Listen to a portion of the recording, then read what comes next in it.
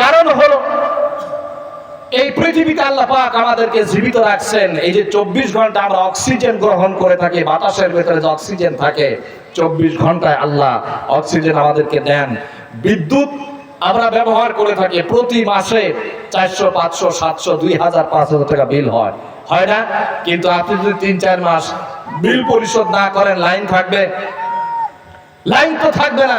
ঠিক আল্লাহ যে পরিমাণ অক্সিজেন দিয়ে আমাদেরকে দয়া করেছেন, সারা জীবনে আল্লাহ যদি বলতেন প্রতি 1 বছরে অক্সিজেন দেওয়ার কারণে আমার তহবিল, আমার ফেরেশতাদের হাতে 10 লাখ করে টাকা জমা দিও, তাহলে আমরা একজনও ধনী মানুষ পৃথিবীতে থাকতাম, সব ভিক্ষুকের বাচ্চা ভিক্ষুক, গোলামের বাচ্চা গোলামে পরিণত হয়ে যেত। কিন্তু আল্লাহ মেহেরবানি করেছেন, বান্দারে বলেছেন, বান্দা আমি তোর নিয়ামত দিলাম, শুকর আদায় কর, সিজদা দে। ওই লোকটা আল্লাহর কাছে বলল, রব্বুল আলামিন আমি বুঝতে পেরেছি 500 বছর গোলামি করে জান্নাত ক্রয় করা যায় না, কারণ তুমি আমারে 500 বছর পৃথিবীর জমিনে বাঁচায় রেখেছিলে, বেঁচে থাকার জন্য যে নিয়ামত দান করেছিলে, ওই নিয়ামত দেওয়ার কারণে আমি 500 বছর গোলামি করেছিলাম, দেনা পাওনা ওইখানে শেষ হয়ে গিয়েছে।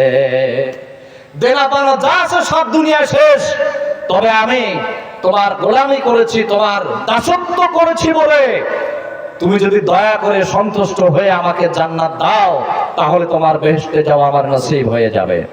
আল্লাহ পাক ফেরেশতাদেরকে ডেকে বললেন, আমার ফেরেশতারা আমার এই বান্দারে হাউজে কাউসার দিয়ে বেহেশতের পানি দিয়ে গোসল করা, জান্নাতের যে দরজা দিয়ে মন চায় সেই দরজা দিয়ে বেহেশতের ভিতরে প্রবেশ করা দেয়। সুবহানাল্লাহ। এজন্য আমার প্রিয় ভাইরা, এই কথা আমি আপনাদেরকে জন্য শোনালাম, মানুষ পৃথিবীতে যতক্ষণ জিন্দা থাকবে ততক্ষণ পর্যন্ত মানুষ নিজেকে আল্লাহর গোলাম, আল্লাহর চাকর, আল্লাহর মাইন্দের বলে এই পৃথিবীতে মাথা নিচু করে চললে আল্লাহ তার মান বাড়াইয়া দিবে। গোলাম এটি আরবি শব্দ, এর বাংলা হলো চাকর। আমাদের গ্রামের বাংলা মাইন্দের, কি বলে? মাইন্দিরের জাত, মাইন্দের সব আমরা। যত কথাই বলো না কেন, ভিক্ষা যে করে রাস্তায়, বাড়ি নাই ঘর নাই, পরের জায়গায় ঘুমায়, সেও যেমন চাকর। ভিক্ষা যে দেয় রাষ্ট্র যারা পরিচালনা করে সারা পৃথিবী জুড়ে, তারাও আল্লাহর কাছে তেমনই চাকর। তবে আল্লাহর সাথে যার সম্পর্ক ভালো, সে আল্লাহর কাছে প্রিয়। আর এই পৃথিবী জোড়া সম্পদের মালিক হও, সম্মানের মালিক হও, সেজদা দাও না, একটা কুত্তার যে মর্যাদা ওই মানুষের, সে মর্যাদা আল্লাহর কাছে হয় না। আল্লাহ সুবহানাহু ওয়া তাআলা বান্দাকে বলছেন, বান্দা আমি তোমার সৃষ্টি করে পৃথিবীতে ছেড়ে দিলাম আমার গোলামি করার জন্য, আমার ইবাদত করার জন্য, বন্দেগী করার জন্য, মাথা নিচু করে চলার জন্য, তাহলে তোর সম্মান আমি বাড়ায় দেব। কিন্তু আজ পৃথিবীতে যাওয়ার পরে সম্পদ পাইলে, সম্মান পাইলে, জায়গা পাইলে, জমি পাইলে, ক্ষমতা পাইলে, আর সব ভুলে গেলে মাত্র কয়দিন হাতে থাকে পাওয়ার, মাত্র কয়দিন থাকে, তারপরে পরিবর্তন হয়ে যায় না? কি বলেন? যায়। মাত্র কয়দিন থাকে হাতে, সেই পাওয়ারে, সেই ক্ষমতায়, সেই গরমে উলট পালট করে দেবা, লুটে বুটে খায়। কিন্তু না, আসলে আমাদের জীবন তা নয়। আল্লাহ বলছে, দেখো আমার গোলামি কেন করো না? কেন আমার গোলামি করবে না? আমি তোমার কিভাবে সৃষ্টি করেছি তা কি তুমি জানো? হযরত ঈসা আলাইহিস সালাম দুনিয়াতে আসার 300 বছর আগে এই পৃথিবীতে এক বিজ্ঞানী এসেছিলেন। তিনি বাদশাহ জুলকারনাইনের পিএম ছিলেন, প্রধানমন্ত্রী ছিলেন। তিনি বাদশাহ জুলকারনাইনের প্রধানমন্ত্রী ছিলেন। তিনি, তার নাম ছিল অ্যারিস্টটল। এই বিজ্ঞানী, তিনি ভ্রূণতত্ত্ববিদ ছিলেন। তিনি মানুষ কেমনে মায়ের গর্ভের ভেতরে জন্ম হয় তিনি এটা গবেষণা করে দেখতেন। গবেষণা করে এক পর্যায়ে তিনি দুনিয়াবাসীকে রিপোর্ট পেশ করলেন যে মহিলাদের প্রতি মাসে যে ব্লাড ব্লিডিং হয় এটা অটোমেটিক বন্ধ হয়ে যায়। বন্ধ হয়ে যাওয়ার পর সেখানে মানুষ তৈরি হয়। আসলে ঘটনা কি তাই? এখানে পুরুষের উপস্থিতি যে বাস্তব, তা না হইলে হয় না। তাদের গবেষণায় জ্ঞান গ্রামে এটা ধরা পড়ে নেই। তারা বলেছে এমনিতে মানুষ তৈরি হয়। হযরত ঈসা আলাইহিস সালাম দুনিয়া থেকে চলে যাওয়ার 100 বছর পরে এই পৃথিবীতে আরেকজন বিজ্ঞানীর জন্ম হয়েছিল। তার নাম ছিল গ্যালন। তিনিও গবেষণা করতেন মায়ের পেটে মানুষ কেমনে জন্ম হয়। গবেষণা করে তিনিও দেখলেন যে 400 বছর আগে অ্যারিস্টটল বিজ্ঞানী তিনি যেটা বলেছেন ওটাই রাইট। তিনিও দুনিয়াবাসীকে সাপ্লাই দিলেন। হ্যাঁ, এমনিতে ব্লাড ব্লিডিং হয়ে রক্ত বন্ধ হয়ে মানুষ তৈরি হয়ে যায়, কিন্তু হযরত ঈসা আলাইহিস সালাম দুনিয়া থেকে চলে যাওয়ার 5.5 থেকে 600 বছর পর এই পৃথিবীতে আর একজন বিজ্ঞানীর জন্ম হয়েছিল। তার মতো শ্রেষ্ঠ বিজ্ঞানী কিয়ামত পর্যন্ত পৃথিবীতে আর কেউ আসবে না। তিনি মুহাম্মদুর রাসূলুল্লাহ সাল্লাল্লাহু আলাইহি ওয়াসাল্লাম। তার মতো শ্রেষ্ঠ বিজ্ঞানী এই পৃথিবীতে আর কেউ আসবে না। কোরআন শরীফের সূরা আলাক নাজিল হয়, সূরা রহমান নাজিল হয়, সূরা তারেক নাজিল হয়, সূরা বুরুজ নাজিল হয়, বিভিন্ন সূরা নাজিল হতে থাকলো। মানুষকে আল্লাহ কেমনে সৃষ্টি করেছেন এই অভিনব তথ্য মানুষের সামনে কোরআনে কারীম থেকে নবী করিম সাল্লাল্লাহু আলাইহি ওয়াসাল্লাম উপস্থাপন করতে লাগলেন। আব্দুল্লাহ ইবনে মাসউদ রাদিয়াল্লাহু তাআলা আনহু বলছেন, হুজুর, মানুষেরা বলে মায়ের পেটে নাকি ব্লাড ব্লিডিং অটোমেটিক বন্ধ হয়ে মানুষ তৈরি হয়, আসলে বিষয়টা কি? আল্লাহর নবী বলেছেন, না, এই ধারণা করো না। মানুষ সৃষ্টির এই আশ্চর্য তথ্য আল্লাহর কাছ থেকে শুনে নাও। কেন আল্লাহর গোলামি করবে না? কেন আল্লাহকে তুমি সিজদা দিবে না? কেন তুমি মাথা নত করে চলবে না?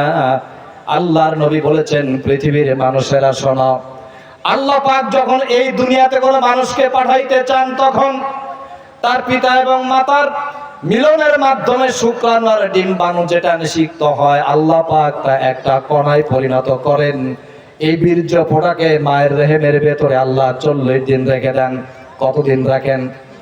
40 দিন আল্লাহ তাআলা রেখে দিয়া মায়ের দেহের সমস্ত জায়গায় আল্লাহ তাআলা ঘুরায়। মায়ের মাথায় যতগুলি চুল আছে প্রত্যেকটা চুলের আগা পর্যন্ত আল্লাহ 40 দিনে ঘোরান। পায়ের নখের প্রতিটি নখের আগা পর্যন্ত 40 দিন ঘোরায়া আল্লাহ পরিচয় করায় এই মহিলা তোমার মা হবে। সুবহানাল্লাহ। 40 দিন শেষ হয়ে যাওয়ার পরে এই রক্তের ফোঁটাকে আল্লাহ সুবহানাহু ওয়া তাআলা জমাট রক্ত বানায় দেন। নবীজি বলেছেন, এটাকে জমাট রক্ত বানানো হয়, এটা এই অবস্থায় 40 দিন রেখে দেওয়া হয়। 240 80 পার হয়ে যাওয়ার পর আল্লাহ পাক আবার বাকি 40 দিন সময় নিয়ে জমাট রক্তকে আল্লাহ রাব্বুল আলামিন জীবাণু মাংস বানায়। 3 4 120 যখন পার হয়ে যায়, এটাকে জীবাণু মাংস গোশতের মতো আল্লাহ বানায় দেন। নবী করিম সাল্লাল্লাহু আলাইহি ওয়াসাল্লাম বলেছেন, ওইখানে একজন ফেরেশতা আল্লাহ তাআলা পাঠায়, মানুষকে ডেকে বলেছেন, মানুষেরা পৃথিবীতে বেঁচে থাকো, অহংকারের সাথে বাঁচো কেন? তুমি তোমার সৃষ্টির কলা কৌশল যদি জানতে, তোমার রব তোমাকে কিভাবে সৃষ্টি করে পৃথিবীতে লালন পালন করেন, তোমার প্রতি কতটুকু দয়া করেছেন, এটা যদি তুমি জানতে, মৃত্যু পর্যন্ত একটা মুহূর্তও তোমার অন্তরের ভিতরে হিংসা জাগা পাইতো না। কিন্তু হিংসা ছাড়া মানুষ পাওয়া যায়? হিংসুটে ছাড়া কিছু পাওয়া যায় না দোস্ত। যেখানে যাবেন সেখানে হিংসুটে, মসজিদে যাবেন হিংসুটে, মাদ্রাসা যাবেন হিংসুটে, বাজারে যাবেন হিংসুটে, ওয়াজে আসবেন সেখানেও হিংসুটে। হিংসুটে ছাড়া মানুষ নেই। হিংসার জ্বালায় মানব জাতি শেষ হয়ে গেল। আপনারা একটা জিনিস দেখেন তো, পশুদের ভেতরে হিংসা আছে? আছে। পশুদের ভেতরে কি আছে? হিংসা আছে। সেটা তাদের খাদ্যের চাহিদার কারণে। কিন্তু সেই যে হিংসা, এটা সামান্য, আল্লাহ কিয়ামতের দিন এটা মিটায়া দিবেন। কিন্তু মানুষের হিংসার কারণে রাসূল কারীম সাল্লাল্লাহু আলাইহি ওয়াসাল্লাম বলেছেন, খুর বা ব্লেড দিয়ে মাথায় টান দিলে যেমন চুল মাথাকে পরিষ্কার করে দেয়, টাক কেলায় যায়, হিংসা এমন একটি মারাত্মক রোগ যে জীবনের সমস্ত নেক আমলকে পুড়ায়া কয়লা বানায় দেয়। আর এই হিংসার আগুন মনের ভেতরে জ্বলে, আর সেই হিংসার আগুন নিয়ে হয় মসজিদের সভাপতি। কথা বলেন ঠিক না? আবার যদি মসজিদের সভাপতি না বানাও, ইমাম থাকবে না, মুয়াজ্জিন থাকবে না, মসজিদ গোল্লায় যাবে। মসজিদ এর পরিচালক তারাই হবে যারা 5 ওয়াক্ত নামাজি।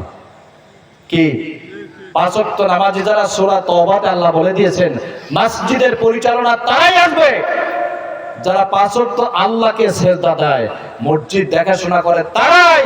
কিন্তু আজকের ঘড়ির চাকা উল্টা। মসজিদের সভাপতি তারাই হয়, মাদ্রাসার সভাপতি তারাই হয়, ওয়াজ মাহফিলের সভাপতি তারাই হয়।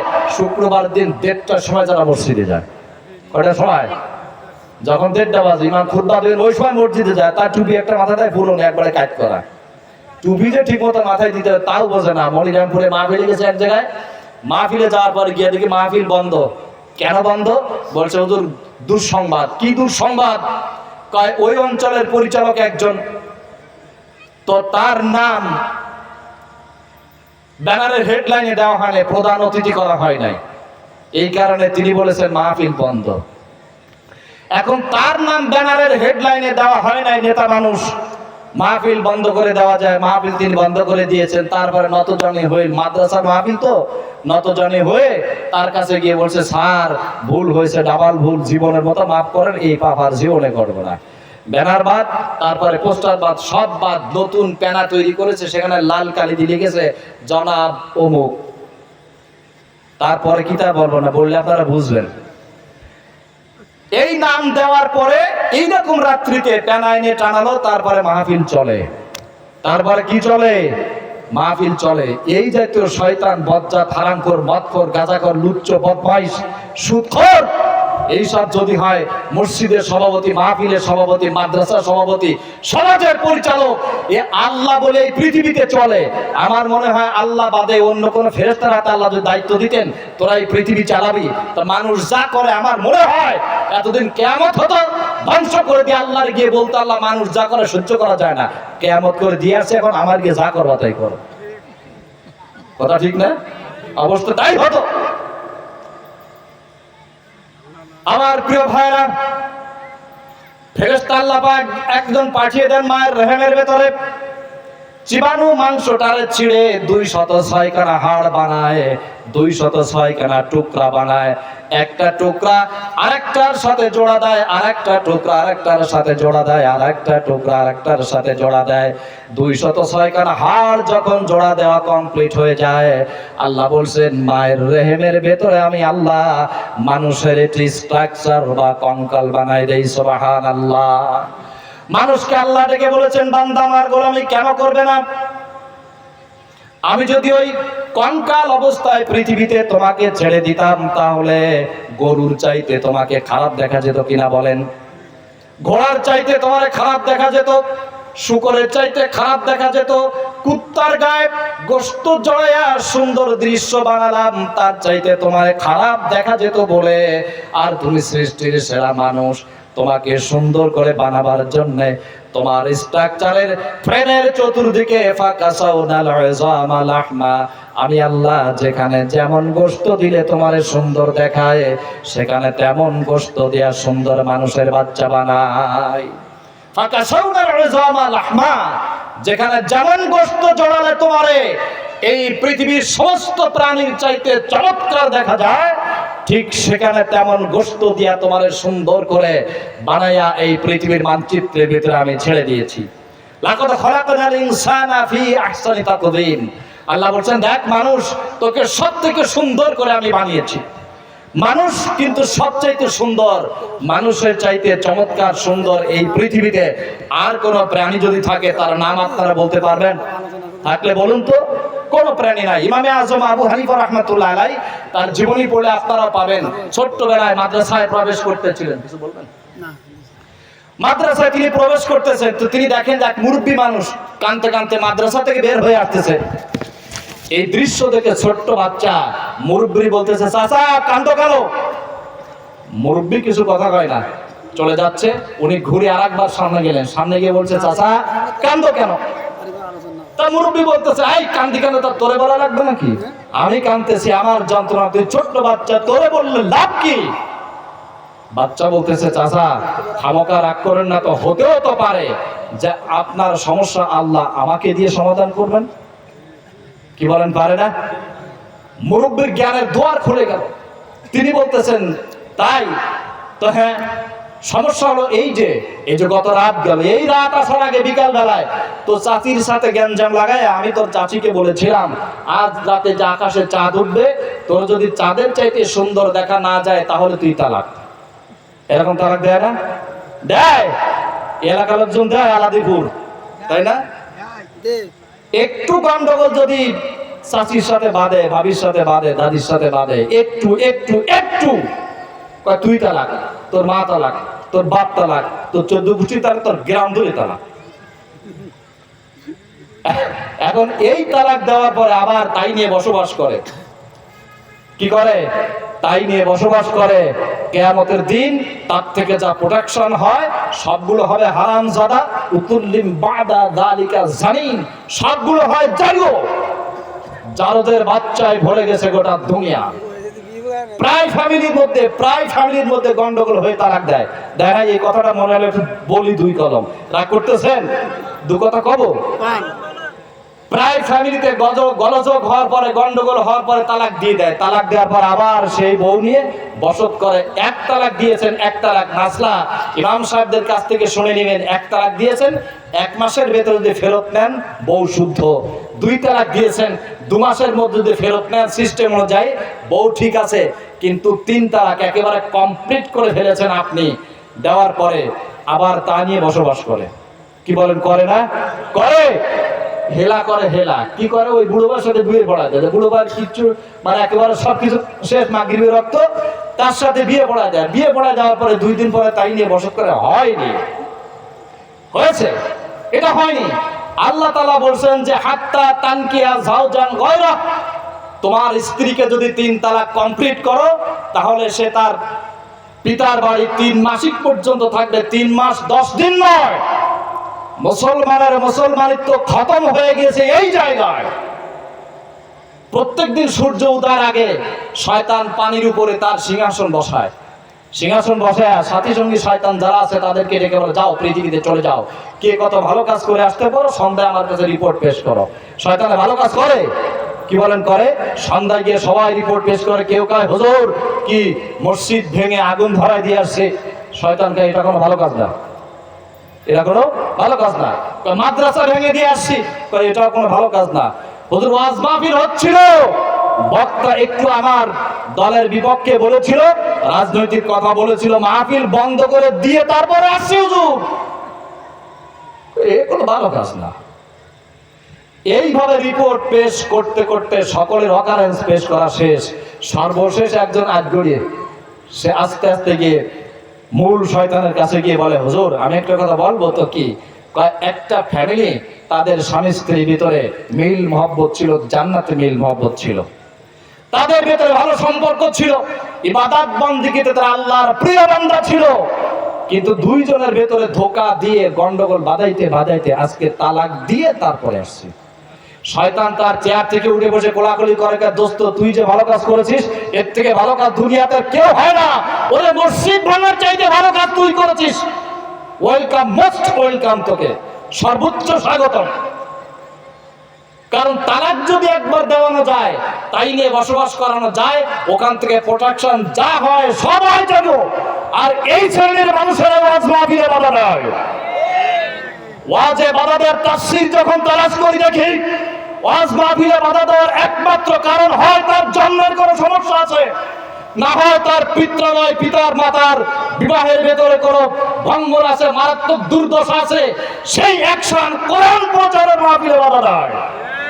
ইমামে আজম আবু হানিফা রাহমাতুল্লাহ আলাইহি বসেছিলেন, বাচ্চারা খেলা করতেছে ফুটবল, একটা বল কি ইমাম সাহেবের গায়ে লেগেছে। আশ্চর্য হয়ে গেলেন, বল আমার গায়ে লাগলো। ইমাম সাহেব বললেন, এই বলটা যে আমার গায়ে মেরেছে সে জারজ সন্তান, সে জারজ সন্তান। বলতেছে সে জারজ সন্তান? হ্যাঁ, কিভাবে জারজ সন্তান? তথ্য তালাশ করে দেখা গেল, আস্তে আস্তে সিআইডি রিপোর্ট নিতে নিতে দেখা গেল ও যখন ভূমিষ্ঠ হয়েছিল, যে পুরুষকে দিয়ে সে পুরুষের সাথে ওর বিবাহ বন্ধন ছিল না। সেজন্য আমার প্রিয় ভাইরা, একটা জিনিস মনে রাখতে হবে, শয়তানের সব থেকে বড় ধোঁকা, বড় মানে এই আন্দোলন পরিচালনার মোস্ট ইম্পর্টেন্ট পয়েন্ট হলো মানুষের মধ্যে স্বামী স্ত্রীর ভেতরে বিবাহ বন্ধনকে নষ্ট করা যায়, তাই আবার একসাথে বসবাস করার চেষ্টা করা। এটা যদি করাইতে পারে পুরো ফ্যামিলি শেষ, ওখান থেকে যা বের হবে সব এইচ মার্কা বিস্কুট হবে। কি হবে? সব হবে এইচ মার্কা বিস্কুট। এরা জীবনে কোনদিন মানুষের কল্যাণে এগুলি কাজে লাগবে না। ইমামে আজম আবু হানিফা রাহমাতুল্লাহ আলাইহি বাচ্চারে বলতেছে তালাক দিয়েছিলাম তোর চাচিরে, কিন্তু রাতে আকাশের চাঁদ যখন উঠলো, চাঁদ উঠার পরে দেখি পূর্ণিমার চাঁদের চাইতে তোর চাচি দেখতে সুন্দর না, কারণ বুড়ো হয়ে গেছে, চল চাপড়া বসে গেছে, আগের মতো দেখতে সুন্দর না, চাঁদের মতো সুন্দর না। তো ভাবলাম তোর চাচি তো তালাক হয়ে গেছে, সারা রাত আলাদা ছিলাম, ছেলে মেয়ে বিয়ে দিলাম, পোতা পত্নী হয়েছে, মুখ দেখাবো কি করে? ভোরবেলা আসছিলাম তোমাদের মাদ্রাসায়, হুজুরদের কাছে ফতোয়া জিজ্ঞাসা করলাম, হুজুরা সবকিছু শুনলেন, বুঝলেন, বললেন আমার বউ তালাক। এখন কান্দা ছাড়া উপায় আর নেই, তাই কান্দতে কান্দতে চলে যাচ্ছি। ইমামে আজম আবু হানিফা রহমাতুল্লাহ আলাইহি, ছোট্ট মানুষ, বাচ্চা মানুষ, নাম ছিল তার নুমান, পিতার নাম ছিল সাবেদ। তিনি বললেন, মুরব্বি দুশ্চিন্তা করবেন না, চাচি তালাক হয় নাই, ঠিকই আছে। মুরব্বি বলতেছে, আশ্চর্য, তোমার উস্তাদ বলেছে আমার বউ তালাক, তুমি বলছো তালাক না। তার কারণ মাথা একটু গরম হয়ে গেছে। বাচ্চাটা সাথে করে অফিসের ভেতরে আসছে, এসে এক ধমক বলছে, এই হুজুররা তোমরা কি পড়াও, তোমাদের বাচ্চাদেরকে কি পড়াও? সমাজে পাবেন না এরকম লোক, এরকম পাবেন, দেখবেন একটু যদি তাল বেলেন, একটু গড়বিড়ি করে, সাথে সাথে কাছা দিয়ে মাদ্রাসায় চলে যায়। যারা মাদ্রাসায় মাস্টার করে তারা জানে কাহিনী, সাথে সাথে মাদ্রাসায় গিয়ে অ্যাকশন উস্তাদদের উপরে, হুজুরদের উপর।